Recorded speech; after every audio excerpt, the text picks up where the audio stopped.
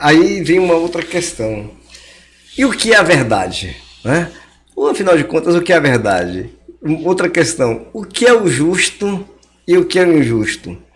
E quando eu falo do que é o justo do que é o injusto, vou me valer agora de uma passagem do livro A República, que me ocorreu aqui, de Platão. E Platão, ele conta que Sócrates, estando numa festa da deusa dos Pirineus, alguma coisa assim, e aí foi convidado pelo filho de um ancião a visitá-lo. E na conversa com esse ancião, um próspero comerciante já aposentado, e aí ele diz para Sócrates que ali agora ele estava, digamos, desfrutando daquilo que a vida proporcionou para ele, que ele poderia agora procurar fazer aquilo que é o justo. E aí Sócrates pergunta, mas afinal de contas, o que é o justo? O que é ser justo? Aí o ancião responde para Sócrates, ora, justo é entregar a cada um o que é seu. É um conceito que parece válido, não é? É justo entregar a cada um o que é seu?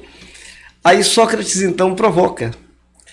Então, se um amigo lhe confia uma arma à sua guarda, é justo que você a devolva? Ele diz, claro que sim, Sócrates, é justo. Mas se quando esse amigo vem buscar a arma, você percebe que ele está ruim das faculdades mentais e ele quer arma para fazer mal a si próprio ou a alguém, é justo que você lhe devolva? Não, Sócrates, aí também não é justo. Então veja que também o critério de justiça não é dar a cada um o que é seu. Sim, você percebe a revelação? Aliás, essa imagem é conhecida na Bahia, a belo discurso de Paraninfia, né, de João Mangabeira, né, onde ele, de maneira muito jocosa e muito forte, diz, né, dar a cada um que é seu não é verdade, é dar ao miserável a sua miséria, e coisas desse tipo. Mas veja, primeiro, é bom lembrar, né, que aí nós temos uma distinção entre o que é o próprio da moral, o que é o próprio do direito, o que é uma adesão externa a uma regra, do que é uma adesão interna a uma regra.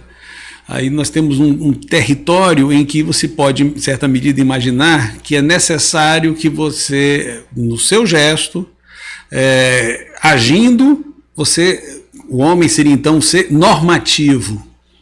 Então ele faz da sua ação um modelo que pode ser aplicado às outras ações. A sua ação modela aquilo que pode ser aceito pela comunidade. É nesse sentido que você deve repelir a mentira, né, até como gesto, porque se todos tivessem o direito à mentira, não haveria sociabilidade.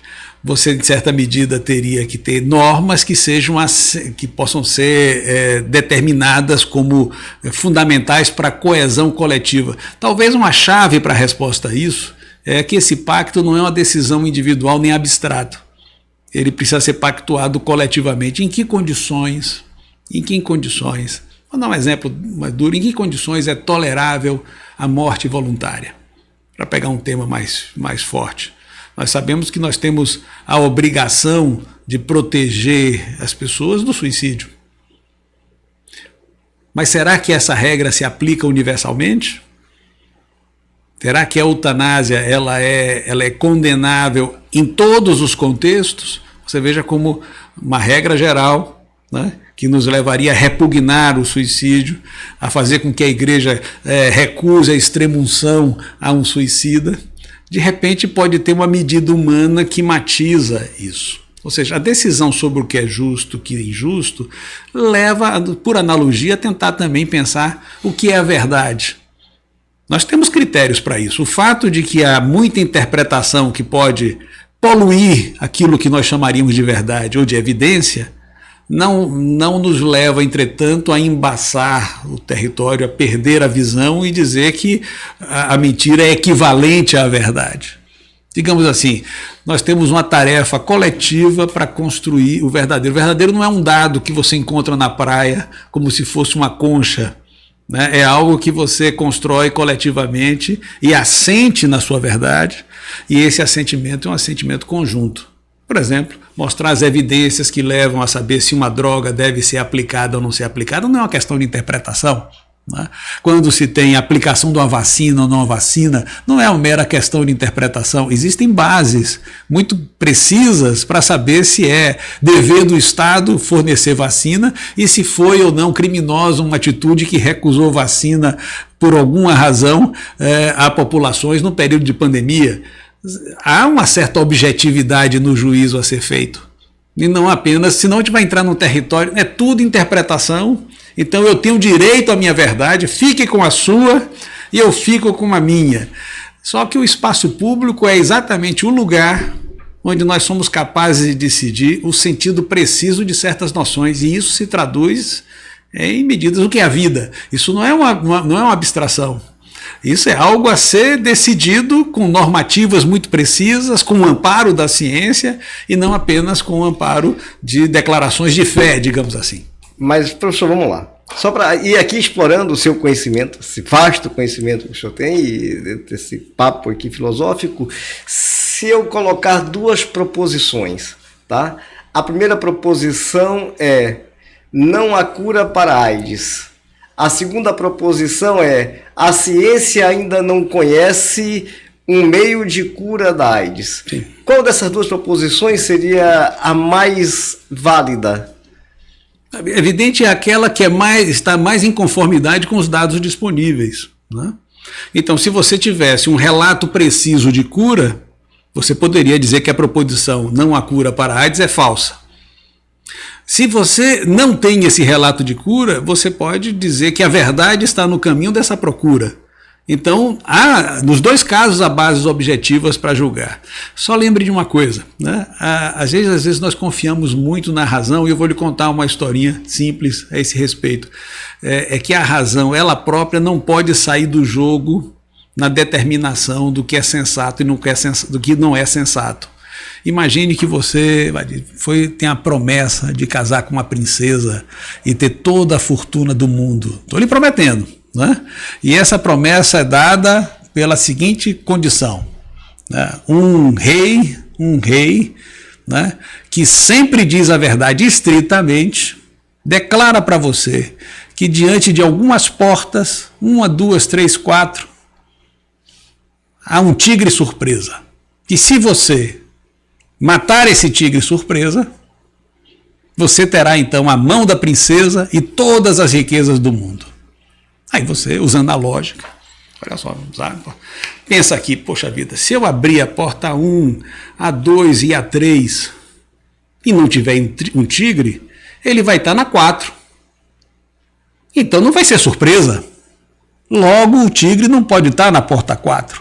Vamos riscar essa porta. Aí você, olha só, continua com sua reflexão lógica e diz: eu vou então, veja só, se eu abrir a porta 1, abrir a porta 2 e o tigre não tiver, ele não pode estar na porta 4, já eliminamos essa porta, não vai estar na porta 3, que não vai ser uma surpresa.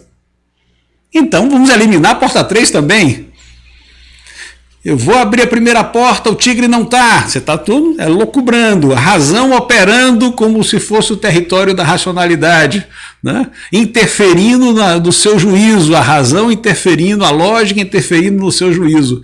Abrir a porta 1, não está o tigre, não pode estar na porta 2, porque ele não vai estar na 3 e na 4, e na 2 não seria surpresa, e o rei nunca mente. Sim. Então veja, 2, 3 e 4 foram eliminadas, sobrou apenas a porta 1, não é surpresa, então não tem tigre, aí o sujeito vai destemidamente, abre a 1, abre a 2 e na 3 pula um tigre em cima dele e foi uma surpresa danada. Ou seja, qual é o segredo? Ou seja, o jogo da avaliação, né, não pode suprimir-se a si mesmo. Você não pode suprimir as possibilidades por uma veleidade de interpretação. Há muitas tentativas de responder esse paradoxo, mas eu gosto de dar essa interpretação, que é mais ou menos a seguinte: em tese, convencimento é trabalho. Os interlocutores que queiram convencer um ao outro têm que aceitar desfilar suas interpretações, trazer os fatos, abrir o jogo, colocar na mesa. Mas essa disposição é disposição política rara, muito difícil no ambiente em que as pessoas pensam que têm um acesso direto à verdade e não percebem que esse acesso à verdade é sim uma construção bastante coletiva.